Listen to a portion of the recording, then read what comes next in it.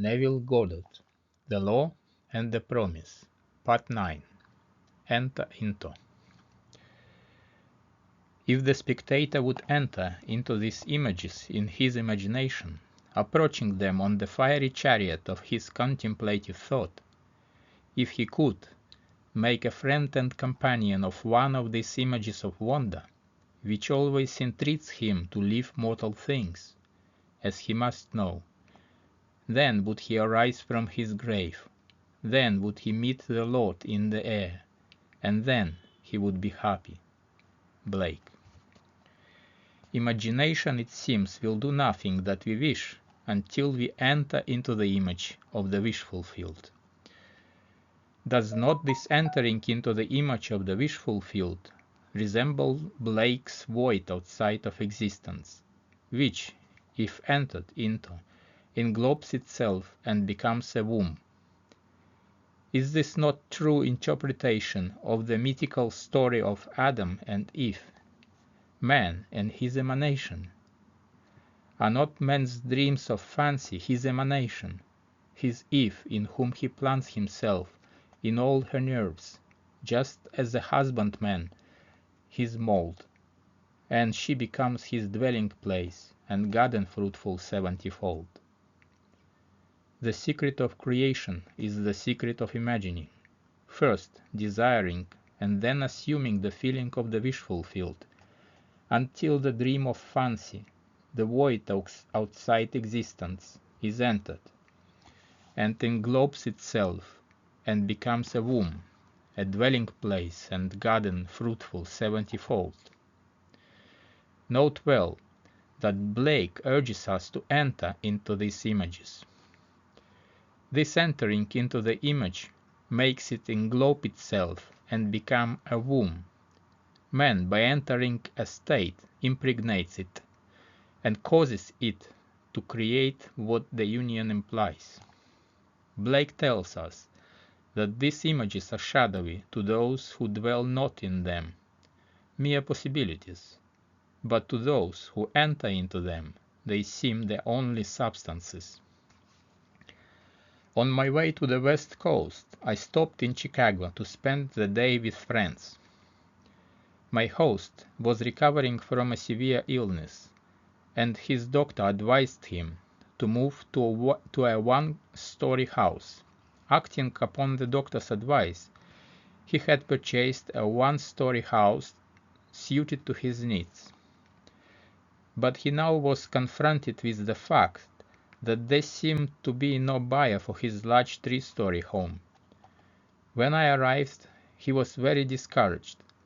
In trying to explain the law of constructive imagining to my host and his wife, I told them the story of a very prominent New York woman who had come to see me concerning the rental of her apartment. She maintained a lovely city apartment and a country home, but it was absolutely essential that she rent her apartment if she and her family were to spend the summer at their country home. In previous years, the apartment had been rented without any difficulty early in the spring, but at the time she came to see me the season for summer sublets was seemingly over. Although the apartment had been in the hands of good real estate agents, no one had seemed interested in renting it. I told her what to do in her imagination. She did it, and in less than 24 hours her apartment was rented. I explained how she, by the constructive use of her imagination, had rented her apartment.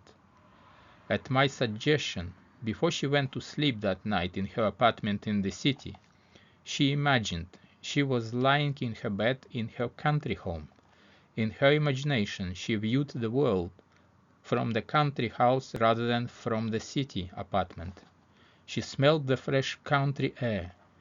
She made this so real that she actually drifted off to sleep feeling that she was in the country. That was on a Thursday night. At 9 o'clock the following Saturday morning, She phoned me from her country home and told me that on Friday, a highly desirable tenant who met all of her requirements not only rented her apartment, but rented it on the one condition, that he could move in that very day. I suggested to my friends that they build an imaginal structure, as this woman had done, and that was to sleep imagining they were physically present in their new home, feeling they had sold their old home. I explained to them the wide difference between thinking of the image of their new house and thinking from the image of their new house. Thinking of it is a confession they are not in it. Thinking from it is proof that they are in it. Entering into the image would give substance to the image. Their physical occupancy of the new house would follow automatically. I explain that what the world looks like depends entirely on where man is when he makes his observation. And man, being all imagination, must be where he is in imagination. This concept of causation disturbs them, for it smacked of magic or superstition, but they promised they would try. I left that night for California, and the following evening the conductor on the train in which I was traveling handed me a telegram. It read, "House sold, midnight last." 1 week later they wrote and told me that the very night I left Chicago they fell asleep physically in the old house but mentally in the new, viewing the world from the new home, imagining how things would sound if it were true. They were awakened that very night from their sleep to be told the house was sold. Not until the image is entered, until if is known, does the event burst upon the world. The wish fulfilled must be conceived in the imagination of man, before the event can evolve out of what Blake called the void. This next story proves that by shifting the focus of her imagining, Mrs. A.F. entered physically into where she had persisted in being imaginatively. Soon after our marriage, my husband and I decided that our greatest joint desire was a year in Europe. This objective may seem reasonable to a lot of people, but to us, tied to a narrow sphere of limited finances, it seemed not only unreasonable but completely ridiculous. Europe might as well have been another planet. But I had heard your teaching, so I persisted in falling asleep in England.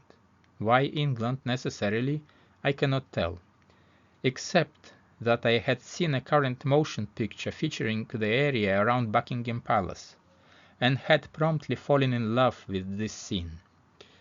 All I did in my imagination was to stand quietly outside the great iron gates and feel the cold metal bars gripped tightly in my hands as I viewed the palace.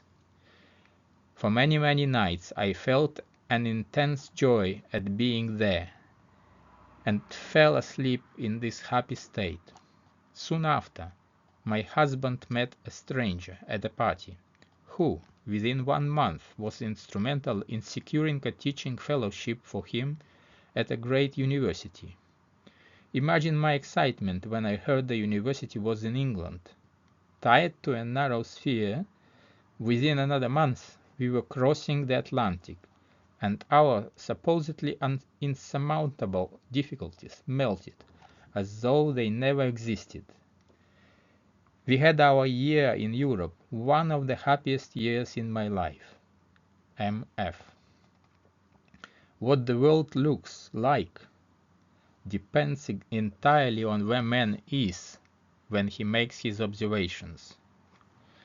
And man, being all imagination, must be where he is in imagination.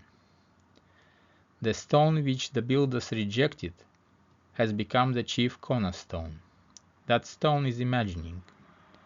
I acquaint you with this secret and leave you to act or react. This is the famous stone that turneth all to gold. For that which God doth touch and own cannot be forestalled. George Herbert. My home is old, but it is mine. I wanted the exterior painted and the interior redecorated, yet I had no money to accomplish either objective. You told us to live as though our desire is already a reality. And this I began to do, imagining my old house with a brand new coat of paint, new furnishings, new decoration, and all the trimmings. I walked in my imagination through the newly decorated rooms. I walked around the outside, admiring the fresh paint. And, at the end of my imaginal act, I handed the contract a check for payment in full. I entered this imaginal scene faithfully, as often as I could, during the day, and each night before I fell asleep.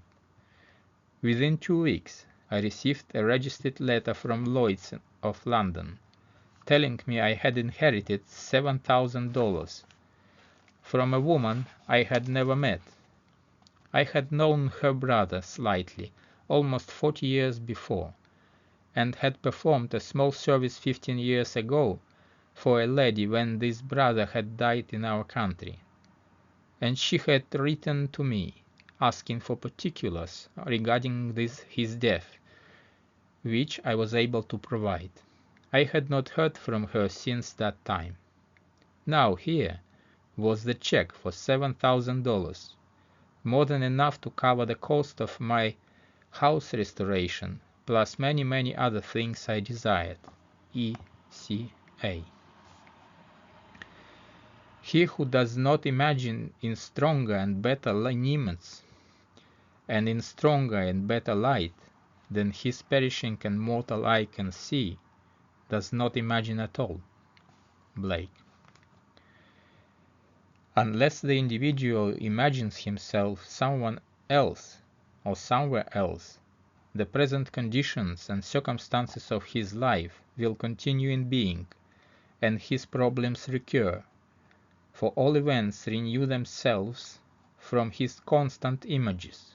By him they were made, by him they continue in being, and by him they can cease to be.